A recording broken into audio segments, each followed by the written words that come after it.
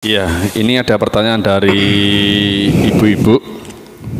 Afwan Ustadz, izin bertanya bagaimana sikap kita tentang kewajiban membayar pajak.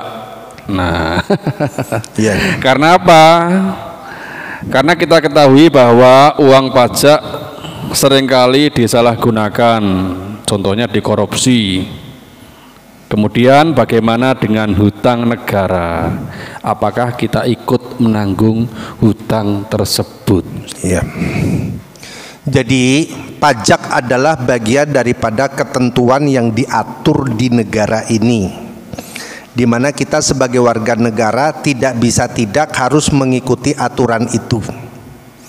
Kalau kita tidak mengikuti aturan itu, pasti resiko hukum pasti muncul. Artinya kita akan melawan hukum. Kalau kita antum misalnya, contoh gampang aja, nggak mau bayar pajak motor, ya siap-siap ditilang motor, diambil kan gitu, rugi sendiri akhirnya. Paham ya? Jadi aturan pajak ini adalah juga memang sebenarnya kalau ketika ada di dalam aturan Islam, ketentuannya tidak ada ketentuan yang spesifik. Katanya pajak itu tidak, tetapi cukup dengan dana zakat semuanya akan tercover. Ya, semuanya akan tercover. Dan sekarang lewat Bazis atau Basnas atau apapun, Lazis dan lain sebagainya, itu tujuannya adalah bagian daripada upaya agar kita tidak meninggalkan syariat Islam ini sama sekali. Apa yang bisa kita capai, apa yang bisa kita kerjakan, kita kerjakan. Apa yang belum mampu kita bisa kerjakan, kita tidak dibebani untuk mengerjakannya. Bisa dipahami ini ya. Jadi hari ini ketentuan pajak itu adalah sebuah ketentuan yang diatur oleh undang-undang. Yang mau tidak mau, suka atau tidak suka, kita terikat di dalamnya. Seandainya kita ngesel atau melanggar, ya tentu ada implikasi hukum. Dan kalau sudah berurusan dengan hukum, ya repot sendiri akhirnya. Ikuti saja seperti itu. Kemudian apabila masalah korupsi, ya itu jelas korupsi tidak akan kita lakukan, naudzubillah min dzalik. Korupsi. Jadi jangan karena orang melakukan korupsi mengambil pajak. Itu ada Gayus Tambunan, saya ketemu di sana itu, di Kudus itu. Di lapas khusus itu dulu dia bisa kemana-mana. Nah, sekarang nggak ada lapas yang khusus, jadi ya dekem terus di dalam.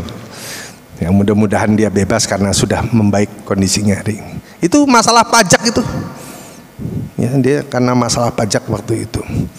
Sekarang orangnya baik insya Allah ya, mudah-mudahan semakin baik insya Allah. Jadi kita tidak terbebani dengan faktor korupsi yang dilakukan. Jadi bukan karena kita pajak yang akhirnya dikorupsi kita ikut berdosa, nggak bisa ya. Wala taziru waziratun bizra ukhra. Masalah hukum pidana seseorang atau maksiat seseorang itu bukan menjadi tanggungan orang lain, tapi orang itu yang melakukan, begitu ya, paham ya? Seperti itu. Jadi yang ketiga tadi ada satu lagi, hutang negara. Hutang negara. Apakah kita juga ikut menanggung hutang? Ya tentu saja kita menanggung hutang ya. Berapa triliun? 7.000 kon bayar, jadi bagi per kepala urunan ya gepeng ya. Apalagi Ustadz pondok ya. Tapi lagi-lagi itu nanti harus menjadi pikiran bersama ya. Kalau kita membayar jelas kita tidak mampu ya, tetapi hutang segunung itu tuh memang yang bertanggung jawab adalah tentu siapa yang mengambil kebijakan pada waktu itu ya. Dan ini biar diurus oleh orang-orang ahli hukum aja.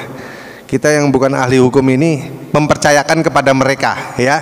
Nanti kalau kita ikut ngurak malah remek dewe ya. Ya memang kita jangan memasuki wilayah yang kita tidak pahami ya. Kita wilayah yang bisa kita kerjakan adalah ikuti saja aturan yang sudah berlaku, jangan kita melanggar hukum. Karena melanggar hukum pasti ada implikasi hukumnya terhadap kita. Bisa dipahami ya Pak ya. Jangan sampai antum nggak bayar pajak mobil, maksud saya. Jangan sampai antum nggak mau pajak motor, ya garing sendiri nanti kalau ada konsekuensi hukumnya. Intinya seperti itu. Adapun perkara utang, kita berdoa kepada Allah, mudah-mudahan Allah menganugerahkan negara ini ya orang yang bisa membayar hutangnya ya.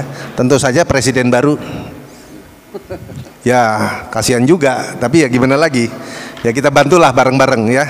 bantu doa, maksudnya kalau bantu duit jelas nggak punya gitu ya.